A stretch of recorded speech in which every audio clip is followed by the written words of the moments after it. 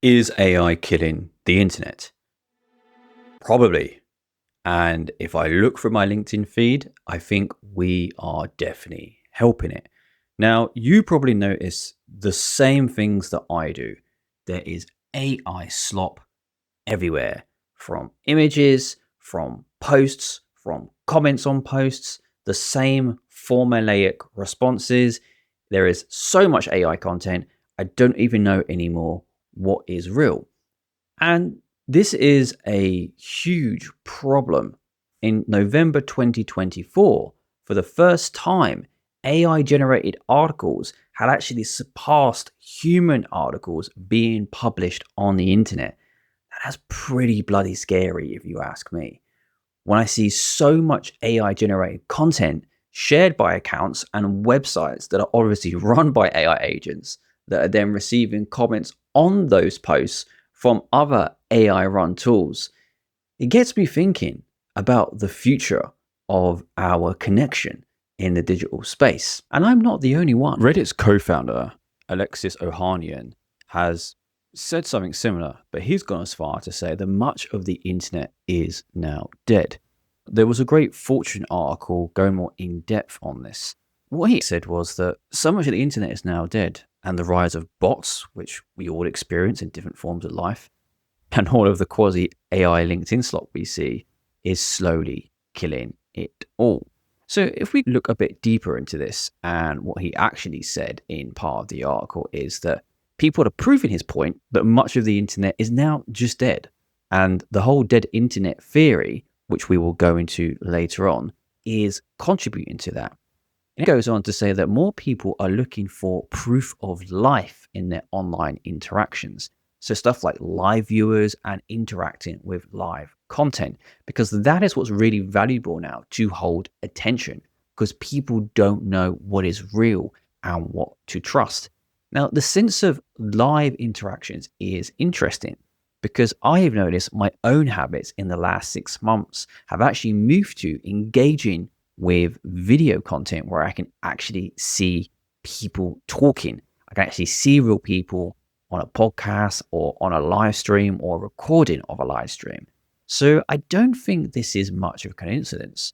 Now, if we go back to that same Fortune article, there's another interesting section talking about OpenAI's CEO, Sam Altman, where he came to a similar conclusion about fundamentally the internet being eaten up by AI. He even went on to say that he never took the dead internet theory that seriously, but it seems like there are really a lot of LLM run Twitter accounts now, which we've all seen. I see them on LinkedIn, we see them on Instagram. I even see the faceless ones on YouTube now, which are all AI operated.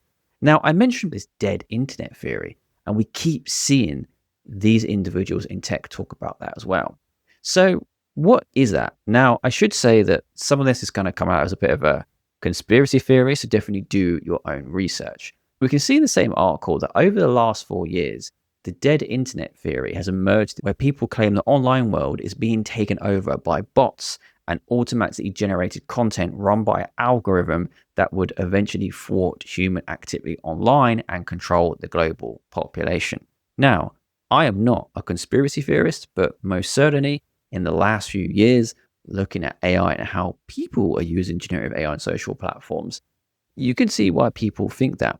And even smart people are coming to similar conclusions. I will show you this video from Neil deGrasse Tyson, where he talks about his own theory if AI replaced the internet. I foresee the day where AI becomes so good at making a deep fake that the people who believed fake news as true will no longer think their fake news is true because they'll think their fake news was faked by AI. The day that happens, the entire role of the internet as a source of objectively true information will implode. And that will be the death of the internet, like 1992 to 2028. Rest in peace. And the internet will return to just cat videos because AI will be so good at faking news. And you'll find more content like this from other smart people too. Now, the really weird thing that's happening is that we are seeing AI versions of existing platforms. An example of that is Wikipedia. Now, very recently, Elon Musk has launched something called Grokpedia, which is an AI competitor to Wikipedia, but is fundamentally stealing all of its stuff from the dying brand of Wikipedia, who are consistently calling out for funds because they are a free platform, and using all of that to train Grokpedia, which is crazy, right? So it's AI taking that to then share that with you and killing what we see as the internet today. So what does this all mean? What are the solutions here? There's probably a few things that we can think about, and we can go back to the Fortune article with Alexis to actually learn more about this. Because what we can see here is that a few people have spoken about that social media is changing in a big way. And as Alexis says here, is that, I think we'll see a next generation of social media emerge that's verifiably human because it's all going down in the group chats now. And that's not novel tech. I see the same thing. I've never been part of so many Slack groups and WhatsApp groups in my life, especially in the last 18 months. And the number one reason for that is because I am so tired of going through social media and seeing so much fake stuff built by AI, pushed to me by AI. So it's really hard to see anything that has soul now, that feels genuine, that has any type of connection. So having these spaces with people that I know are humans, that I trust, and sharing content and having conversation is like the gold mine now. It's not the social media products, which is a huge shift. And as Alexis says, there's like a big iteration there. That's why we're seeing so many community-based platforms, because what we're trying to do is create verified, trusted spaces built with real humans. And we're probably going to see more of that. And that's a little bit of a shame because it stops that spontaneity, that serendipity for people to connect over content and connect over stories. But that's kind of the space that we're in today. So whether we like it or not, the immediate future for any real type of human connection and collaboration looks like behind closed door spaces. What happens going forward? Who knows? Will AI eat everything on the internet? Probably, if we let it do. But I want to hear from you.